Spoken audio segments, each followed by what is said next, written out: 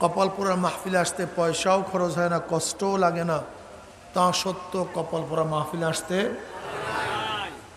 হে কপালপুরা বদনসিব, তোমার চাটকি চানাম আড্ডা, ব্যবসা বাণিজ্য, বেচা কিনা তো একটু পরেই শুরু করতে পারবা, মাহফিল তো আর কিছুক্ষণ পরে থাকবে না। ওই ব্যক্তির এত সুযোগ সুবিধা থাকা সত্ত্বেও মাহফিলে ঢুকতে পারে নাই, আপনি এত দূরের থেকে আসছেন কিভাবে? নিশ্চয়ই আল্লাহ পাক রব্বুল আলামিন তৌফিক না দিতেন তাহলে আপনি এবং আমিও আসতে পারতাম না। যেই মাওলাই কারীম আপনাকে আমাকে ওই সমস্ত গাফেলদের অন্তর্ভুক্ত না করে এই মুমিন মুত্তাকিন জাকিরিন শাকিরিনদের গুরুত্বপূর্ণ এক দামি মাজলিসে আসার বসার বলা শোনার তৌফিক দান করছেন, আমরা বেজান না খুশি? সবাই যারা আমরা খুশি হলাম, খুশির সাথে সবাই বলে আলহামদুলিল্লাহ। অর্ধেক খুশির আওয়াজ হয়েছে, আবার একবার বলে আলহামদুলিল্লাহ। এই মাজলিস এত দামি, এত গুরুত্বপূর্ণ।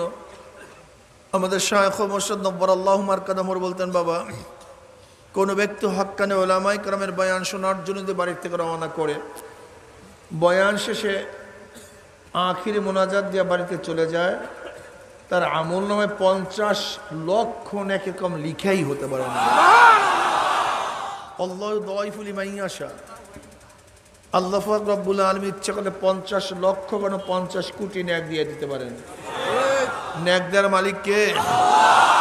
কাজী মাওলার কাছে দোয়া করি, মাওলা হে যেহেতু নিয়েই আসছো, আমাদের খালি আমল নামাকে নেকের দ্বারা পূর্ণ না করিয়া কাউকে এখান থেকে বিদায় দিও না। আল্লাহুম্মা আমিন। অনেক বয়ান শুনছেন, সংক্ষিপ্ত আলোচনা করব। আমি যে আয়াত শরীফ তেলাওয়াত করছি, আল্লাহ পাক কালামে পাকের মধ্যে ফরমান, ওমা খলাকতুল জিন্না ওয়াল ইনসা ইল্লা লিয়াবুদুন। ভাই মোবাইল ফোনের রিংটোন বন্ধ করেন, দ্বিতীয়বার কারোর জন্য মোবাইল ফোনের রিংটোন না বাজে। আর মাঝে মাঝে এরকম যে আলো জ্বালায়া দেন মোবাইলের, এইটাও না করি, ঠিক না? আর আশেপাশে যারা আছেন জলদি চলে আসবেন, দেরি আর না করি, কথাবার্তা না বলি।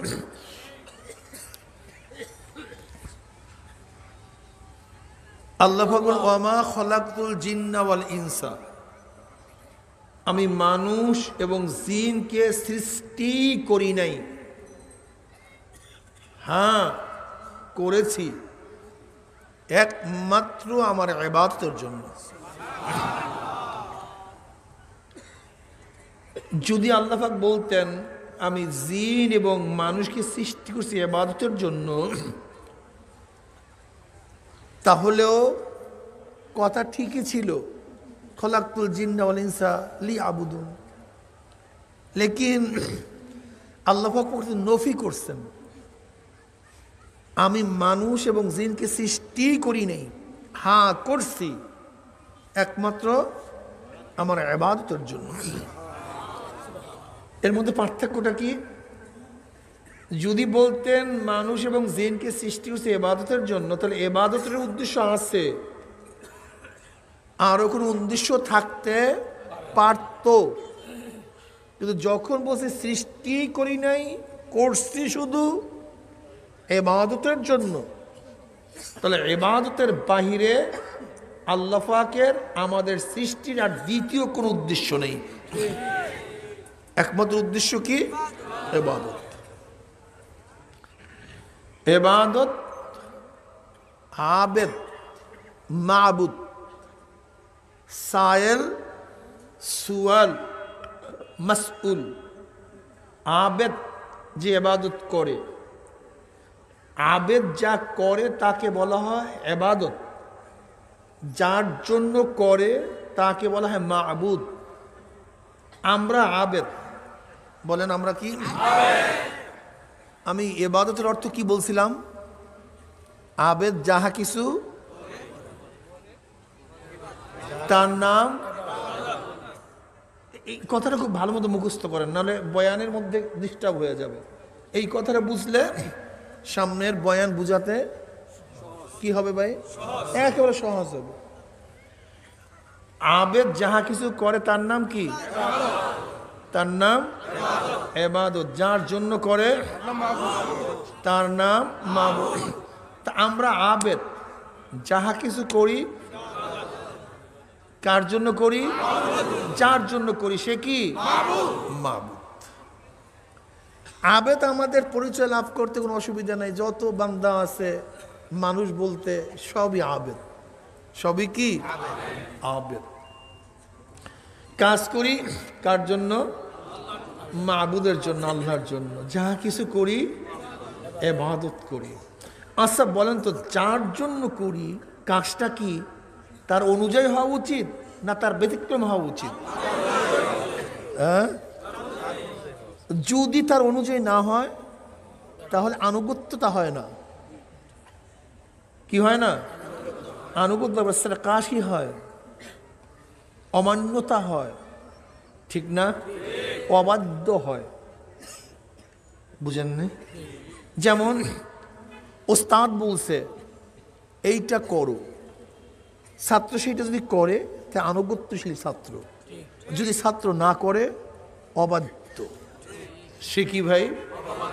অবাধ্য। বাবা বলছে এইটা করো, ছেলে করছে, ছেলে বাধ্য। ছেলে করে নেই, অবাধ্য। ঠিক না? ঠিক আল্লাহ পাক যে হুকুম করছেন বান্দা যদি সেটা করে এটা বাধ্য ইবাদত, যদি না করে এটা অবাধ্য। কি কথা ঠিক না? আল্লাহু আকবার। তা আমাদেরকে আল্লাহ পাক বানাইছেন ইবাদতের জন্য। আমরা যাহা কিছু করি সেগুলো কি? তা বলতে হুজুর আমরা তো ঘুমাই, আমরা গোসল করি, আমরা খাই, আমরা বিবাহ শাদী করি, আমরা বাজারে যাই, ব্যবসা করি, আমরা স্বামী স্ত্রীর সাথে থাকি, বাচ্চা কাচ্চা পালি, আর আপনি যে বলছেন আবেদ যা করে সে ইবাদত। হ্যাঁ, এগুলিও সব ইবাদত। এগুলিও কি? এগুলো ইবাদত। আপনি কি জানেন কিয়ামতের ময়দানে সর্বপ্রথম মিজানে কোন নেক ওজন প্রথম হবে? প্রথম কোন নেক ওজন করা হবে? আবেদের হালাল, হালাল রুজির থেকে, হালাল রুজির থেকে পরিবার পরিজনের জন্য যাহা কিছু খরচ করা হয়েছে কিয়ামতের ময়দানে মিজানের পাল্লায় সর্বপ্রথম ওই নেক ওজন করা হবে। নামাজ না, রোজা না, হজ না, যাকাত না, তেলাওয়াত না, কোন নেক না। কিয়ামতের ময়দানে সর্বপ্রথম আবেদের ওই নেককে মিজানের পাল্লা ওজন করা হবে হালাল রুজির থেকে পরিবার পরিবারের জন্য যে খরচ করছে সেই নেক। কি বুঝলেন? পরিবার পরিজনের জন্য যাহা কিছু করেন সব সৎকার সওয়াব। স্ত্রীর জন্য যাহা কিছু ব্যয় করবেন হালাল রুজির থেকে, যদি সেইটা অতিরিক্ত না হয়, ইসরাফ না হয়, প্রয়োজনে যাহা কিছু খরচ করবেন প্রত্যেকটা পয়সা সৎকার সওয়াব। কত সুন্দর যে নিজাম ইসলামের মধ্যে মিয়া, এত সুন্দর নিজাম। খাওয়াবো পরিবারকে, সওয়াব দেব আমার মাওলায়। কি বুঝলেন? বাচ্চাদের মুখের মধ্যে হালাল রুজির থেকে প্রয়োজন অনুযায়ী যত খানা তুলিয়া দিবেন সব সৎকার সওয়াব, সব সৎকার সওয়াব। শুধু কি তাই, আমরা স্ত্রীদের সাথে থাকবে, স্ত্রী আমাদের সাথে থাকবে, এও সওয়াব, জমনের সওয়াব। এক সাহাবী প্রশ্ন, ইয়ানা এটা কেমন সওয়াব হইল? আবার এটা আবার সওয়াবটা হইল হালাল ভাবে এইভাবে করলে এটা সওয়াব হইল কিভাবে? তুমি যদি এইটার উল্টা করতা, যদি হালাল না ভাবে কইরা উল্টা করতা কি হইতো? তো এখন কি হইছে? কত সুন্দর জবাব আল্লাহ নবী। আল্লাহ নবী সাহাবীদেরকে বলতেছে তোমরা যদি হালাল ভাবে স্ত্রীর সাথে সুন্দর সম্পর্ক করো, মেলামেশা করো, সব সোয়াব, সব সৎকা। ওর কেমন সোয়াব হইল? প্রশ্ন খুব সুন্দর না? এগুলি তো আমারও প্রয়োজন, তারও প্রয়োজন, কিসের সোয়াব এইটা? আল্লাহ নবী কি সুন্দর জবাব দেন। ধরে না ওইটা হালাল উপায় না হইয়া যদি অন্য উপায় হইতো তা কি হইতো? হারাম কবিরা গুনাহ। তা হারাম কবিরা না গুনাহ করলে কি হয়? এইটা সব হয়। আল্লাহু আকবার, আল্লাহু আকবার, কত মূল্য। আপনি ব্যবসা করতেছেন, আপনি কি জানেন কিয়ামতের ময়দানে যারা তাজুরুস সুদুক, সত্য ব্যবসায়ী, তাদের কিয়ামত হবে কাদের সাথে জানেন? নবী, সিদ্দিক, সালিহিন, শুহাদাদের সাথে। আপনি যতগুলি পালার মাপ দিবেন, যদি ন্যায়ভাবে মাপ দেন, না বেশি আনেন, দেওয়ার সময় কম না দেন, আপনার প্রত্যেকটা পালা দাড়ি পাল্লার দিকে তাকাবেন, সব হতে থাকবে। আপনি ঘুমান কেন? যে আমি না ঘুমালে আমার শরীর দুর্বল হয়ে যাবে, ইবাদত করতে পারবো না, এর জন্য আমার আরাম করতে হবে। ওয়ালি যাসা থেকে আলাইকা হক্কুন, আমার শরীরের কি আছে? একটা হক আছে। আপনি শরীরকে সুস্থ রাখার জন্য ঘুমাইতেছেন, যতটা নাকে টান মারবেন, দোয়া পড়িয়া সুন্নাত অনুযায়ী ঘুমাবেন, জিকির করতে করতে ঘুমাবেন। ঘুমায়া পড়ছেন, জিকির বন্ধ, ওদিকে আল্লাহ কি কইছে জানেননি? আল্লাহ কি কইছে জানেননি? ফেরেশতা কইলে কি? আল্লাহ কইলে আমার বন্ধ এখন জাগ্রত থাকলে কি করতো? কল তোমার জিকির করতো। কইলে এখন করে না কেন? কইলে ঘুমাইছে। ঘুম দিয়েছে কে? কইলে আমি। কইলে বন্দা সজাগ করে জিকির করতে? কইলে হ্যাঁ। এখন ঘুমাইতে জিকির করতে পারে না? কইলে না। যা, ও যতক্ষণ পর্যন্ত ঘুমাতে থাকবে, সে শ্বাস নিঃশ্বাস উঠাবে, ত্যাগ করবে, প্রত্যেক শ্বাসের সাথে ন্যাক লাগতে থাক। যা।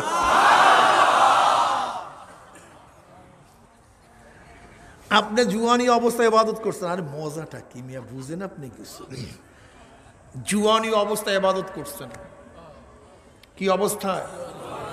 এখন বুড়ো হয়ে গেছেন, পারেন না, হাঁটুতে শক্তি নেই, কোমরে শক্তি নেই, শরীরে, কিন্তু জুয়ান অবস্থায় আল্লাহ কইতো, এই আমার এই বন্দা যুবক থাকলে কি করতো? কইলে মাওলা তোমাকে সেজদা দিত, ও নামাজ পড়তো, আউয়াবিন পড়তো, ইরশাদ পড়তো। তাই? কইলে হ্যাঁ। এখন পারে না কেন? কইলে বৃদ্ধ হয়ে গেছে এর জন্য। কইলে যা, জুয়ানি অবস্থা যত ইবাদত করতো লাগতে থাক, ডাইরেক্ট লাগতে থাক। এর জন্য জুয়ান জুয়ান বসে ইবাদত করতে থাকো। বোনাসটা কি? এখন ইবাদত করবা, বুড়া বসে ইবাদত করতে পারবা না, ওই জুয়ানি সমস্ত ইবাদত লেখতেই থাকবে। এই ফেরেশতারে, আমার বন্ধু অসুস্থ, শুয়ে রইছে, উঠতে পারে না, নামাজ ঠিক মতো পড়তে পারে না, নফল টফল, কি অবস্থাটা কি? বলে কি করবো মাওলা? বলে সুস্থ থাকলে কি করতো?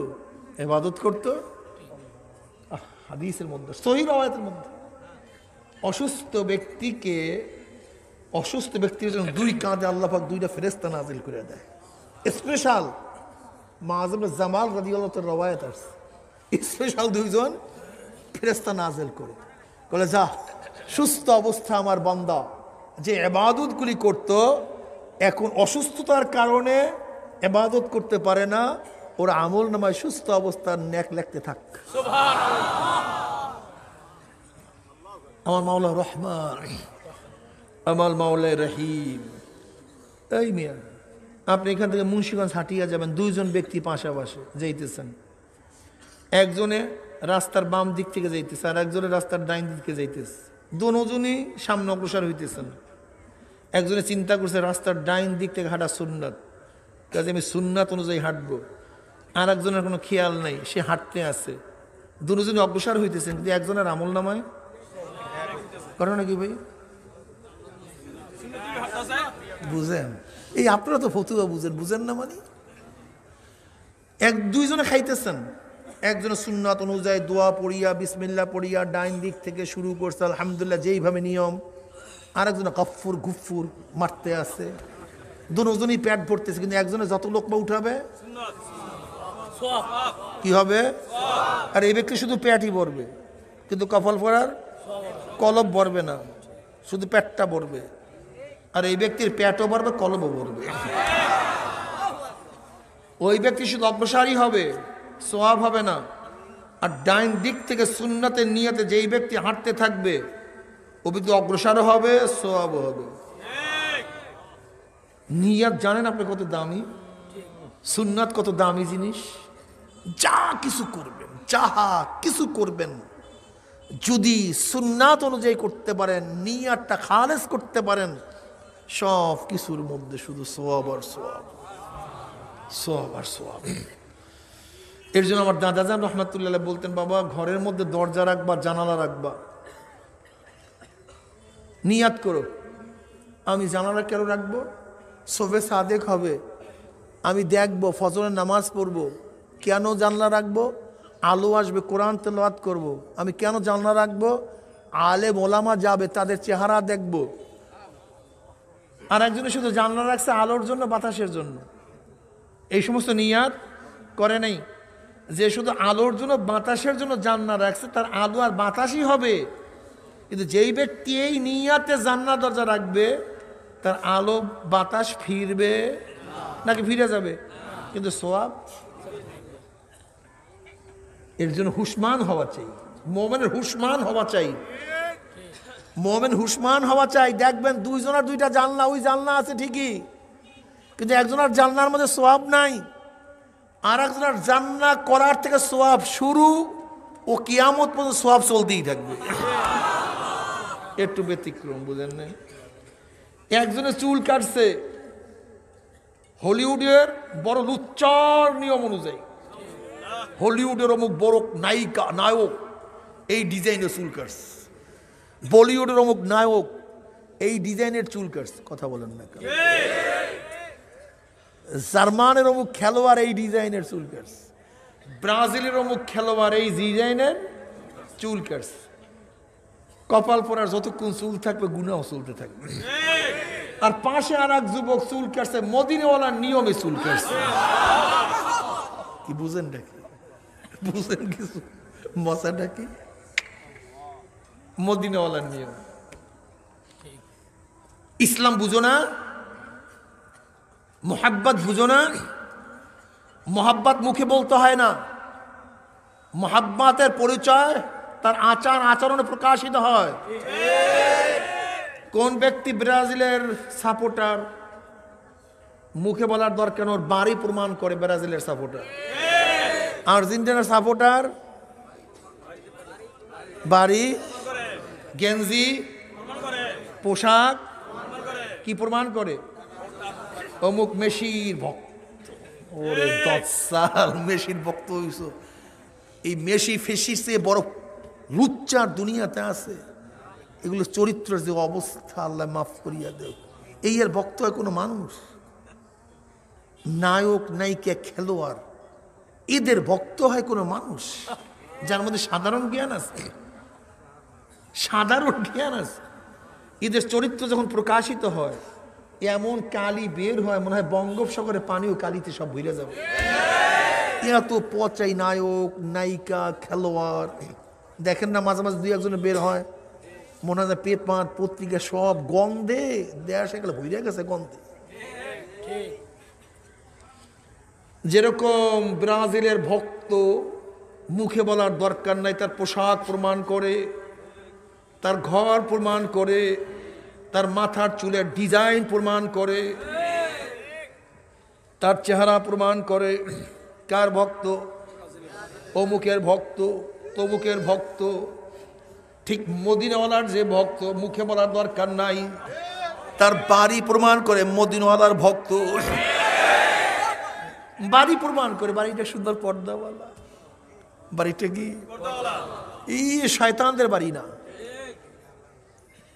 এটা মুসলমানের মদিনাওয়ালার ভক্তের বাড়ি।